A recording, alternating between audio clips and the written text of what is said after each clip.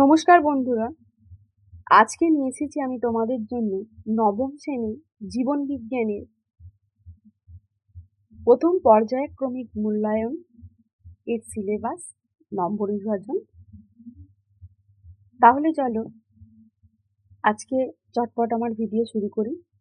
তোমাদের এই নবম শ্রেণীর জীবন বিজ্ঞান 2026-এ ফার্স্ট সামেটিভ ইভ্যালুয়েশন অর্থাৎ প্রথম পর্যায়ক্রমিক মূল্যায়ন 40 নম্বরের হবে। সময় তোমাদের 1 ঘন্টা 30 মিনিট। জীবন বিজ্ঞানে তোমাদের দুটো অধ্যায় থেকে প্রথম পর্যায়ক্রমিক মূল্যায়নের প্রশ্ন আসবে। এই অধ্যায় দুটো থেকে কোন বিভাগে কত নাম্বার আসবে, কোন অধ্যায় থেকে এমসিকিউ, কোন অধ্যায় থেকে এসিকিউ, কোন অধ্যায় থেকে লং অ্যান্সার টাইপ কোশ্চেন কত নাম্বারের থাকবে, আজকের ভিডিও আমি তোমাদের কাছে আলোচনা করব। তো বন্ধুরা, আমি ভিডিও শুরুর আগে তোমাদেরকে যে কথাটা বারবার বলি সেটা আবারও বলছি, যারা আমার চ্যানেল এখনো সাবস্ক্রাইব করোনি তারা প্লিজ আমার চ্যানেলটা সাবস্ক্রাইব করে আর তোমার বন্ধুদের মধ্যে আমার চ্যানেলের লিঙ্কটা শেয়ার করে দিয়ে আমার পাশে থেকে। তোমাদের যদি অন্য কোনো বিষয়ের প্রশ্নপত্র, সিলেবাস বা উত্তর কিছু জানার থাকে আমাকে অবশ্যই কমেন্ট করে জানিও। আমি সাধ্যমতো চেষ্টা করব তোমাদের প্রশ্নের উত্তর দিতে। তাহলে চলো আমি এই যে প্রথম পর্যায়ক্রমিক মূল্যায়ন জীবন বিজ্ঞানে তার সিলেবাসটা নিয়ে তোমাদেরকে আলোচনা করি। তোমাদের জীবন বিজ্ঞানে দুটো অধ্যায় প্রথম পর্যায়ক্রমিক মূল্যায়নে প্রশ্নপত্র আছে। প্রথম অধ্যায় হচ্ছে জীবন ও তার বৈচিত্র্য, আর দ্বিতীয় অধ্যায় জীবন সংগঠনের স্তর। এই দুটো অধ্যায় থেকে তোমাদের প্রথম পর্যায়ক্রমিক মূল্যায়নে প্রশ্নপত্র আসবে।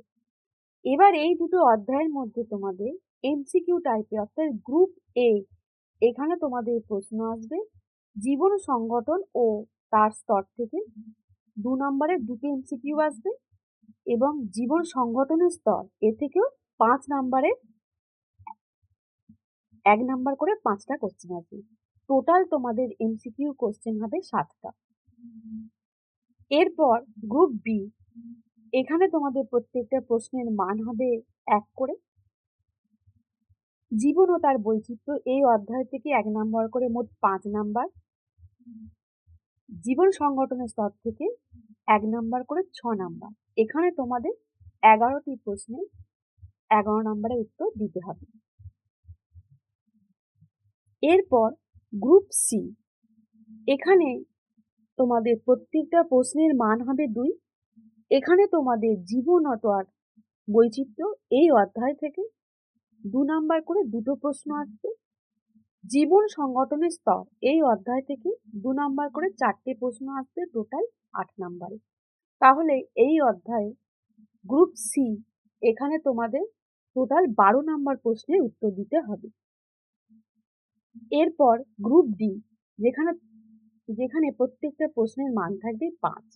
এখানে তোমাদের জীবন ও তার বৈচিত্র্য এই অধ্যায় থেকেও একটা প্রশ্ন আসবে। জীবন সংগঠনের স্তর এই অধ্যায় থেকেও একটা 5 নম্বরের কোশ্চেন আসবে। টোটাল তোমাদের 10 নম্বর প্রশ্নের উত্তর দিতে হবে।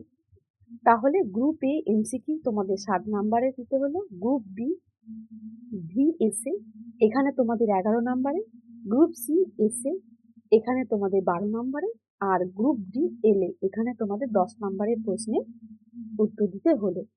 টোটাল তোমাদের নাম্বার হলো 40, প্রশ্ন সংখ্যা হলো তোমাদের 26। তাহলে বন্ধুরা, আশা করছি আজকের ভিডিওয়ে আমি তোমাদেরকে জীবন বিজ্ঞানের প্রথম পর্যায়ক্রমিক মূল্যায়ন নবম শ্রেণী 2026-এর সিলেবাসটা সম্পর্কে বোঝাতে পেরেছি। এই যে প্রথম পর্যায়ক্রমিক মূল্যায়নে তোমাদের দ্বিতীয় অধ্যায়ে কয়েকটি গুরুত্বপূর্ণ চিত্র আছে। এই চিত্রগুলো তোমরা অবশ্যই অভ্যাস করবে, কারণ তোমাদের 5 নাম্বার প্রশ্নে জীবন বিজ্ঞানে অবশ্যই একটা চিত্র অঙ্কন থাকে। চিত্র অঙ্কনটা যদি তোমরা অভ্যাস করে যাও ঠিকঠাক মতো, এই চিত্রটা তোমরা কমন পাবে। কারণ চিত্র দেখো হাতে গোনা কয়েকটা হয়, সবকটাই যদি তোমরা অভ্যাস করে থাকো সেখান থেকে তোমরা আশা করছি আমি কমন পাবে। আমি আমার নেক্সট ভিডিও জীবন বিজ্ঞানে নবম শ্রেণী 2026-এ প্রথম পর্যায়ক্রমিক মূল্যায়নে কিছু প্রশ্নপত্র নিয়ে আলোচনা করব, যেগুলো তোমাদের প্রথম পর্যায়ক্রমিক মূল্যায়নের ক্ষেত্রে কাজে লাগতে পারে। তাহলে বন্ধুরা, আজকের ভিডিও এই পর্যন্তই। আবার দেখা হবে পরবর্তী বিষয় নিয়ে। ধন্যবাদ।